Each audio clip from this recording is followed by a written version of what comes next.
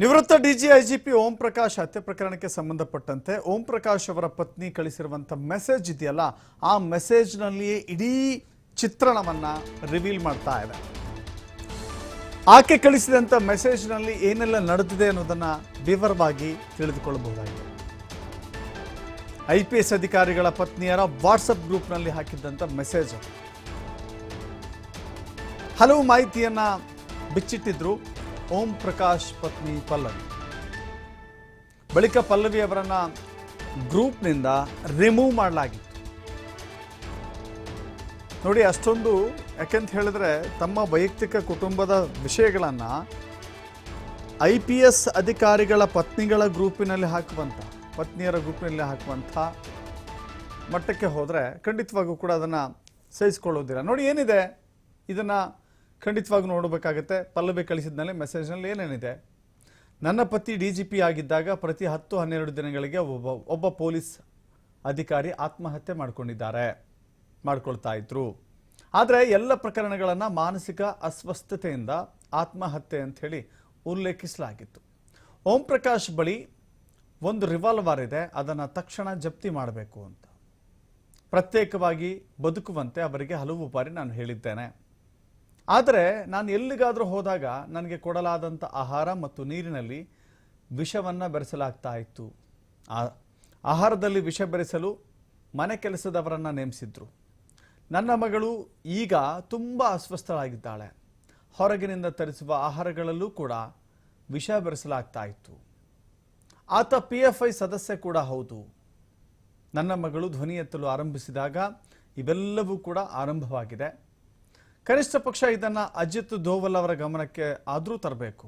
ಯಾಕೆಂದರೆ ಈತ ಎಲ್ಲಿಂದ ಶಸ್ತ್ರಾಸ್ತ್ರ ಹಣ ಪಡಿತಾ ಇದ್ದ ಎಂಬುದು ಗೊತ್ತಾಗಲಿ.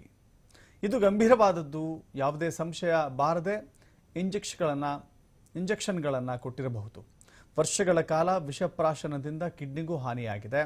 ಸಾಧ್ಯವಾದರೆ ಅಶೋಕನಗರ ಕ್ವಾರ್ಟರ್ಸ್ನಲ್ಲಿ DGP ನನಗೊಂದು ತಾತ್ಕಾಲಿಕವಾಗಿ ಮನೆ ಕೊಡಿಸಲಿ ಅಂತ ಹೇಳಿ ಪಲ್ಲವಿ ಆ ವಾಟ್ಸಪ್ ಸಂದೇಶದಲ್ಲಿ ಹೇಳಿಕೊಂಡಿದ್ರು.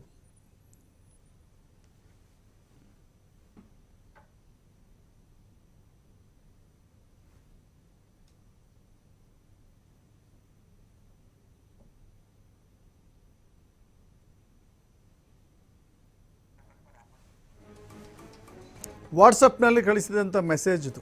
ಬಹಳ ಸ್ಪಷ್ಟವಾಗಿ ಹೇಳಿದ್ದಾರೆ ಅವರು. ನೋಡಿ, ಪತಿಯ ವಿರುದ್ಧ ಮಾಡಿರುವಂಥ ಆರೋಪಗಳು ಚಿಕ್ಕ ಪುಟ್ಟದಲ್ವೇ ಅಲ್ಲ. ಅಜಿತ್ ದೋವಲ್ ಅವರ ಗಮನಕ್ಕೆ ತೆಗೆದುಕೊಂಡು ಬರಬೇಕು ಅಂತ ಹೇಳ್ತಾರೆ. ಶಸ್ತ್ರಾಸ್ತ್ರಗಳನ್ನು ಇಲ್ಲಿಂದ ತಂದಿದ್ದಾರೆ ಅಂತ ಹೇಳ್ತಾರೆ. ರಿವಾಲ್ವರ್ ಇದೆ, ಅದನ್ನು ವಶಕ್ಕೆ ಪಡೆದುಕೊಳ್ಳಿ ಅಂತ ಹೇಳ್ತಾರೆ. ಜೊತೆಗೆ ಕುಟುಂಬದ ವಿರುದ್ಧ ಅಂದರೆ ಪಲ್ಲವಿ ಮತ್ತು ಪಲ್ಲವಿಯ ಪುತ್ರಿ ಇಬ್ಬರಿಗೂ ಕೂಡ ವಿಷಪ್ರಾಶನ ಮಾಡಿಸಿ ಕೊಲೆ ಮಾಡುವಂಥ ಪ್ರಯತ್ನವನ್ನು ಪ್ರತಿನಿತ್ಯವೂ ಕೂಡ ಓಂ ಪ್ರಕಾಶ್ ಮಾಡ್ತಾ ಇದ್ರು ಅಂತ. ಹೊರಗಿನಿಂದ ತಂದಂಥ ಆಹಾರದಲ್ಲೂ ವಿಷ, ಮನೆಯಲ್ಲಿದ್ದಂಥ ಆಹಾರಕ್ಕೂ ವಿಷ. ಮನೆಯಲ್ಲಿರುವಂಥ ಆಹಾರಕ್ಕೆ ವಿಷ ಬೆರೆಸಲಿಕ್ಕೆ ಕೆಲವಷ್ಟು ವ್ಯಕ್ತಿಗಳನ್ನೇ ಆತ ಕೆಲಸಕ್ಕಿಟ್ಟಿದ್ರು. ಓಂ ಪ್ರಕಾಶ್ ಅವರು ಕೆಲಸಕ್ಕಿಟ್ಟಿದ್ರು. ನಮ್ಮನ್ನು ಮುಗಿಸಲಿಕ್ಕೆ ನಿರಂತರವಾದಂಥ ಪ್ರಯತ್ನ ಓಂ ಪ್ರಕಾಶ್ ಅವರಿಂದ ಆಗಿದೆ. ಜೊತೆಗೆ ತಮ್ಮ ಮಗಳಿಗೂ ಕೂಡ, ಕೃತಿ ಏನಿದ್ದಾಳೆ ಆಕೆಗೂ ಕೂಡ ವಿಷಪ್ರಾಶನದಿಂದಾಗಿ ಕಿಡ್ನಿಯ ಮೇಲೆ ಪರಿಣಾಮ ಆಗಿ ಆರೋಗ್ಯ ಸಂಬಂಧಿತ ಸಮಸ್ಯೆಗಳಿಂದ ಬಳಲ್ತಾ ಇದ್ದಾರೆ.